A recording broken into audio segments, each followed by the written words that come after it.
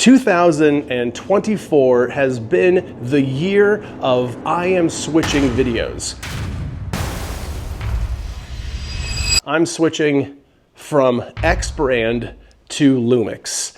And you know what? It's absolutely driven people crazy. The comment sections are highly entertaining, I do admit. I got the bug super early. I've had my S5iiX since January, so it's been over a year that I've been using this camera for like 90% of my videos. Politics aside and brand loyalty aside, let's talk about my experiences with the Lumix s5iiX, and let's see how many people I can trigger in the comment section below. All right, for context's sake, my X brand has been Sony. I've been shooting Sony for 7 years professionally, personally, complete waste of time, just taking pictures of my dogs. I think most of us have done that. Taking pictures of dogs, your dogs, or neighbors' dogs. I don't know. They're fun to take pictures of. Anyways, I have absolutely no issues with Sony. I hear people talk about firmware updates. Yeah, those are a little slow, and I feel like maybe they kind of hold back some stuff on camera releases, but I mean, who doesn't? I mean, every brand does that. Oh, except for Lumix. Lumix doesn't do that. I took the entire year to really understand what Lumix is about and how it works for me. This is the product of that experience for you. And I didn't really write much of a script, as you could probably tell. I just really want to be more casual because I've seen like casual videos kind of doing better on YouTube. And I feel like when you're like overproduced, the neon, the lights in the back, this is literally my living room. I'm shooting this in, I didn't even pick up. And my wife, maybe she'll watch this video and she's gonna be like, dude, like clean the house before you show tens and tens of people the video. We're gonna change angles a little bit. All right, let's change this up a little bit. Here we are. Do you guys see me? Is it good? I don't know, whatever, it doesn't matter. All right, the first thing we'll talk about is actually the cons. I'm gonna go cons first. And they're not like deal breakers by any means. Like I think, how to explain these cons? These cons are like, if you've been eating at like Michelin star restaurants for years, like, I don't know, you're bougie and you just go to like really expensive restaurants and like, you're spoiled. Like you're a little spoiled. Whenever you go to a local restaurant, the food's good, the service is good, the drinks are good, you know, everything is good. It's like a baseline of good. It's not like, wow, this is incredible. But it's also not, wow, this is shit. You're used to like this super duper high-end thing. So when you go down to like average and good, you're gonna see a little bit of shortcomings in average and good. And now what I'm referring to long-windedly is that using Sony autofocus for 7 years, not really knowing anything else, I did try the R5 when it first came out. I have more thoughts about Canon, and this has nothing to do with that. Circling back, is going to the autofocus system of the Lumix. My first few months with the camera when I was first using it, this is before the update, by the way. I got out of the box, got the lens on it, started doing some shooting, my dogs probably. Did a couple little vlog shots and the autofocus was really hunting around. Right off the bat, I did have like a little bit of like, oh, was this a bad purchase? Like I watched these videos on YouTube and some dude with beard and tattoos was like, hey man, this camera's great. Now, I'm not saying the autofocus was absolutely terrible. Once again, referencing, Sony autofocus is the best you can get. I mean, that's it. For video, I mean, I don't know. I'm not here to argue about photography and all that kind of stuff. But I'll tell you what, man, or ladies, everyone watching, all of y'all, right now, after the update, the S5iiI, this thing is 2X. I can't even finish my sentence. I think that this is pretty darn close to hit record and completely trust that the camera has you in focus. There's a couple times where I made a video and even during the parts I was talking, I was just like, oh, I'm not sure if that's gonna come out really well. I'm not sure if that's gonna, you know, keep my focus, keep the eyes and all that kind of stuff. Went back, reviewed the footage, and the thing was absolutely stellar. Was that a con? Was that even, what am I talking about? A few other cons, but like I said, I wouldn't call these deal breakers. All right, what's an example? You meet this person. They're attractive, they're funny, they're fun to be around, you know, you're into it. A month in, you find out that they dated someone you know, like not like a friend, like a close friend, like in the circle of friends of people, right? but it's someone you know and you're kind of like, ugh, you know, you're, that feeling, like it's not a deal breaker. And these few things here, subtle cons. Let's go over a couple of them. The switches, the dials. So when your hand is right on the grip, it rests directly here. It starts moving around, and that'll start changing settings, obviously. Maybe just a little bit of resistance on these. There is a workaround for this, so if this is something that you're like, oh, I don't wanna have like my settings changing, my shutter angle changing, or ISO or whatever, there's a lockout switch, like a lock function switch. Every camera brand has it. I took my lock switch and I made it this function button right up front. And it locks up all the dials and nothing gets moved around. And it's really convenient. I put this way too far. Is this a cool shot? What do you guys think? Is that crooked? All right, now next thing, Sony guy for 7 years. I got used to that autofocus, and I got used to the, since the A7 IV, I believe, that photo video switch. Ooh, that's a good one. I really like that switch. I don't shoot a ton of photography, but when I do like to have those settings kind of like ready to go. I actually use all 3 custom buttons or custom modes on my Lumix s5iiX. I don't have room for a photography only custom button. I'm sure there's like another way to do it. Let me know in the comments. Gross. When you are taking pictures, there is a bit of a blackout. Most cameras in this price range have a little bit of a blackout. I mean, what do you want? A9 III, $6,000 camera compared to a sub $2,000 camera at this point. I think you get this like less than that right now. Photo video thing and like the blackout, a little bit of blackout. There's also like a preview thing. You have to put constant preview on or like preview on. So when you make your ISO changes, shutter changes, you actually see that on the display.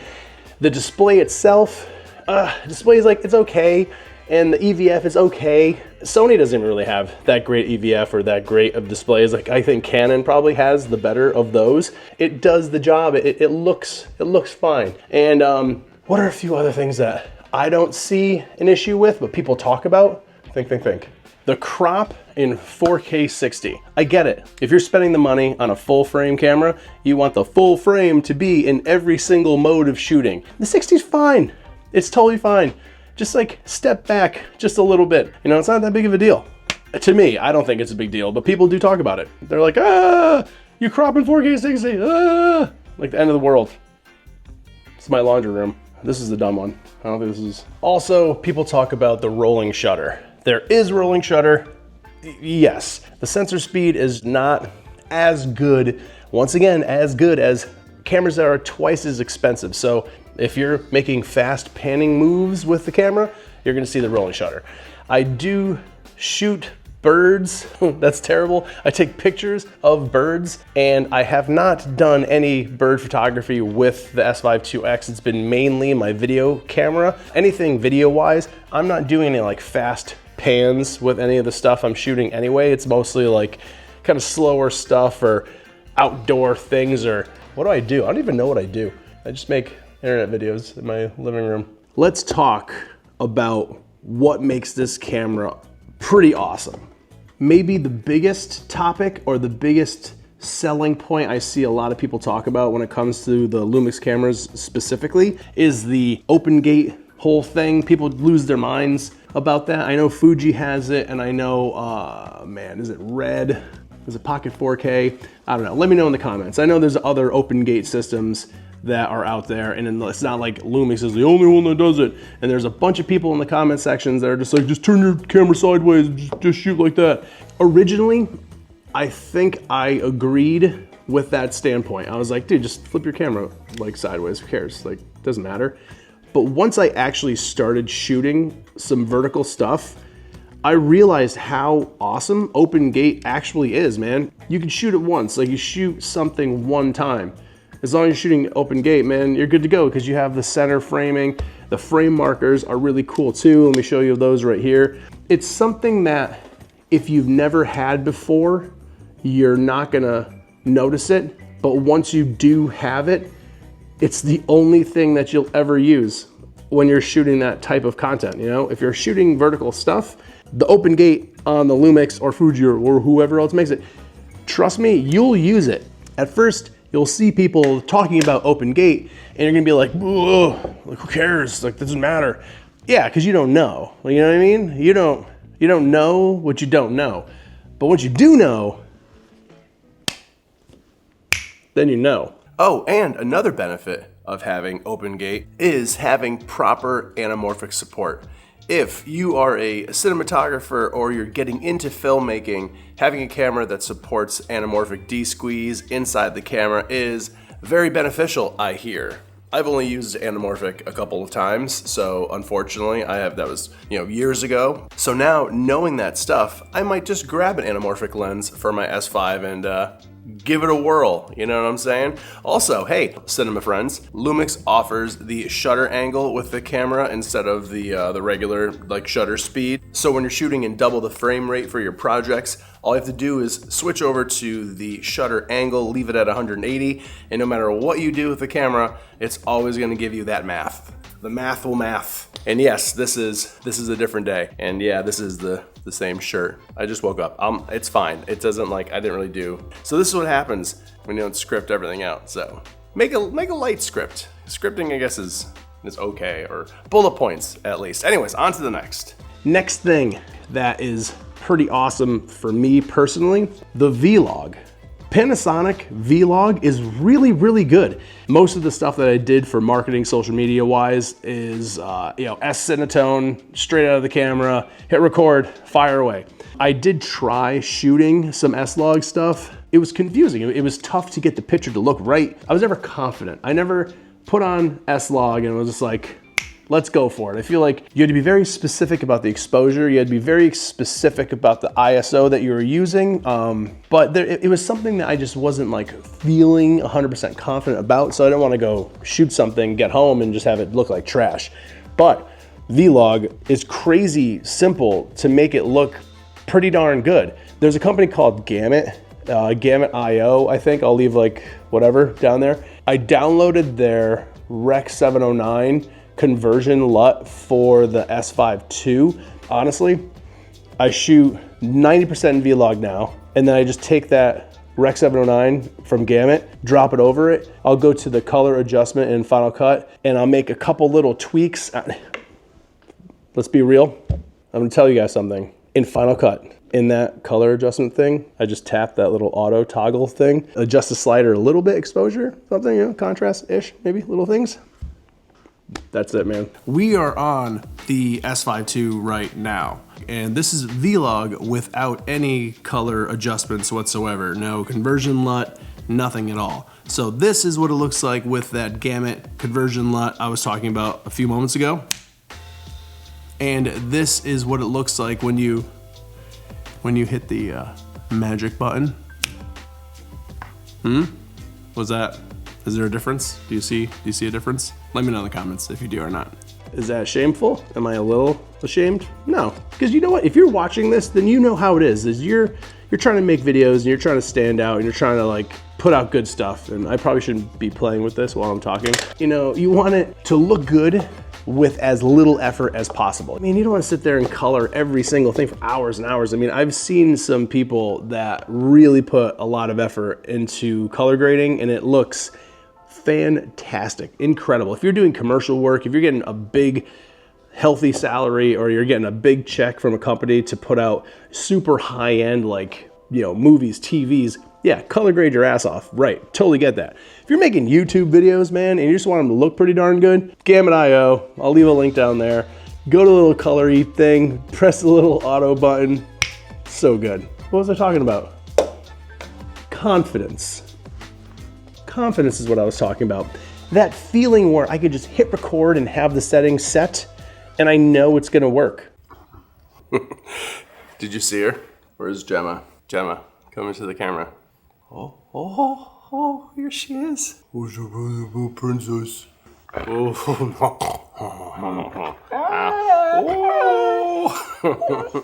Huskies, who owns Huskies out there? Leave me a comment below because you know the craziness. Hey, all right, I'm gonna rattle off the last couple things. Autofocus support and subject detect like every other company has now, but Lumix is officially caught up with that. You've got the planes and the trains, animals, And a cool feature is that you could select the body part, you could select the subject itself or the eyes or tracking or whatever. You can also select the sides of the vehicle, front, back, and all that kind of stuff. So I think it's pretty cool that they offer that. Also, the IBIS in this camera, I have a quick shot for you right now to show you, but the IBIS in the S5iiX is absolutely incredible. It's the best one I've ever used, and I've used a couple Canons, a whole bunch of Sonys.